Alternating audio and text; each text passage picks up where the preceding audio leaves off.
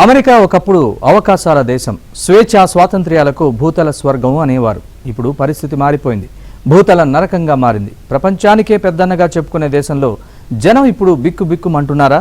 వలసదారులే కాదు, అమెరికా పౌరులు భయంగానే బతుకుతున్నారా? Was this report.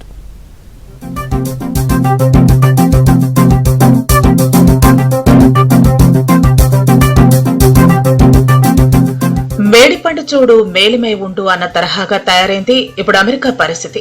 బయట నుంచి చూస్తే మిలమిలా మెరిసిపోయే అగ్రరాజ్యంలో ఇప్పుడు అనిశ్చితి రాజ్యమేలుతోంది. యువతకు ఉపాధి కరువైంది. ఇక్కడ యూనివర్సిటీల్లో చదువుకుంటున్న విద్యార్థులకు ఉపాధి గగనమైంది. చదువు పూర్తయ్యాక జాబ్ దొరకటం లేదు. చిన్న చిన్న పనులు చేసుకుంటామంటే ప్రభుత్వం అంగీకరించటం లేదు. పైగా డిపోర్ట్ అంటూ ప్రభుత్వం మెడపట్టి గెంటేస్తోంది. H1B వీసాలు కుదించింది. 5 ఏళ్ల కన్నా పాత వీసా డేటాను చెరిపేస్తోంది. అంటే యూరోపియన్ తెల్ల జాతీయులైతే పర్వాలేదు, మిగతా వారికి ఎప్పుడైనా వెనక్కి పంపేస్తుందన్నమాట. అంతేకాదు, పేదరికం, జాతి వివక్ష పెరిగింది. ట్రంప్ ఎప్పుడు ఏ నిర్ణయం తీసుకుంటారో అర్థం కాని పరిస్థితుల్లో విదేశీ విద్యార్థులు వణికిపోతున్నారు. చిన్నపాటి ట్రాఫిక్ ఉల్లంఘనకు పాల్పడి నోటీసులు అందుకున్నా సరే వీసా రద్దు వంటి కఠిన శిక్ష ఎదుర్కొనే అవకాశం ఉంది. ఎందుకంటే స్వదేశీయులు నేరాలు చేస్తే ఓకే గాని విదేశీయులు అమెరికా గడ్డపై చిన్నపాటి నేరం చేసినా వారి బ్యాక్గ్రౌండ్ మొత్తం తాగుతున్నారు. చిన్న చిన్న సమస్యలున్నా సరే వీసాలు రద్దు చేస్తున్నారు. వీసా క్యాన్సిల్ అయితే దేశం వీడి వెళ్లాలి.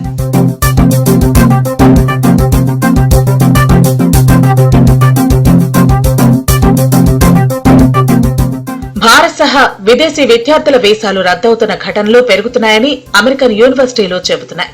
అమెరికా వ్యతిరేకంగా భావించే దేశాలకు అనుకూలంగా నిరసన తెలిపితే అంతే సంగతులు. పాలస్తీనాకు అనుకూలంగా ఫేస్బుక్ లో పోస్ట్ పెట్టినా దేశం నుంచి గెంటేస్తారు. హార్వర్డ్, స్టాన్ఫోర్డ్ సహా పలు ప్రముఖ విశ్వవిద్యాలయ ప్రొఫెసర్లు సైతం ఈ ఆకస్మిక వీసాల రద్దుపై ఆశ్చర్యం వ్యక్తం చేస్తున్నారు. వీసా రద్దుకు సంబంధించిన కారణాలు కూడా ప్రభుత్వం చెప్పటం లేదు.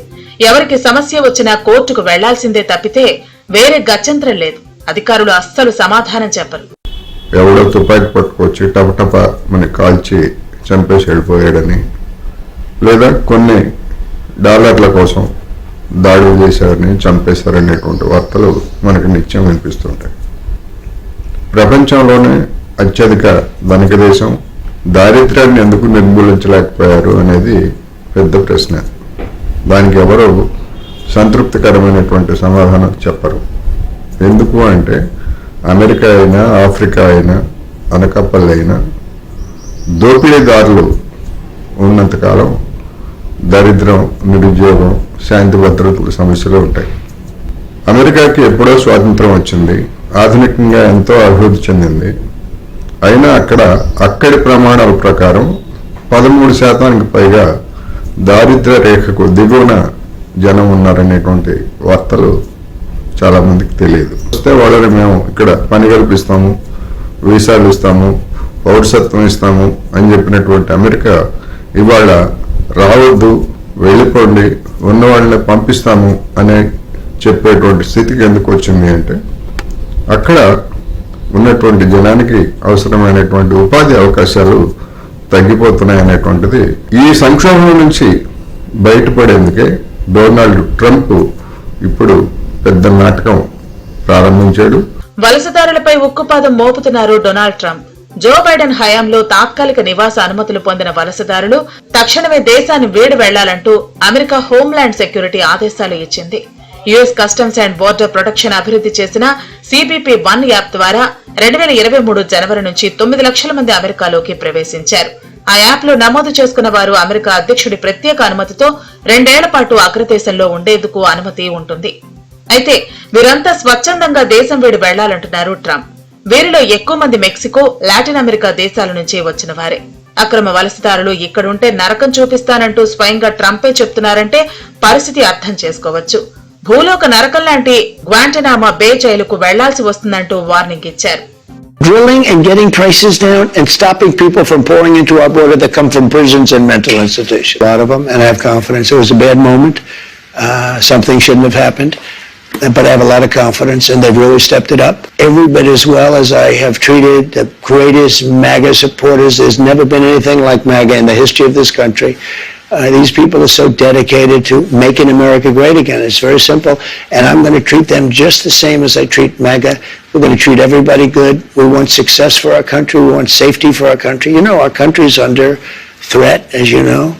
ట్రంప్ ట్రేడ్ వార్ కు తెరతీయటంతో అమెరికన్లు ధరల భారం మోయలేక నరకంలో ఉన్నట్లు ఫీల్ అవుతున్నారు. ముఖ్యంగా ఆటోమొబైల్ సుంకాల వల్ల కార్లు కొనలేని పరిస్థితి. కోవిడ్ సమయంలో నిత్యావసరాల సరఫరా వ్యవస్థల అంతరాయంతో ఏర్పడ్డ ద్రవ్యోల్బణం నుంచి ఇంకా పూర్తిగా కోలుకోనే లేదు.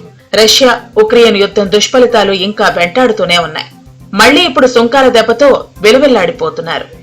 ఒకప్పుడు యుద్ధం హింసాత్మక దేశాల నుంచి వస్తే శరణు కోరితే అమెరికా ఆశ్రయం ఇచ్చేది.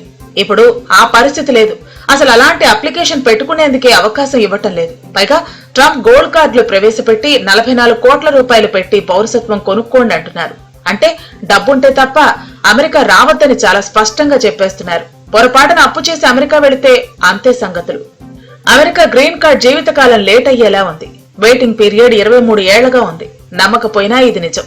అమెరికాలో పౌరసత్వానికి తొలిమెట్టుగా భావించే గ్రీన్ కార్డు కోసం 10.5 లక్షల మందికి పైగా ప్రవాస భారతీయ ఉద్యోగులు ఎదురు చూస్తున్నారు. అందులో 4 లక్షల మందికి గ్రీన్ కార్డ్ జీవితకాలం లేట్ అయ్యే అవకాశం ఉంది.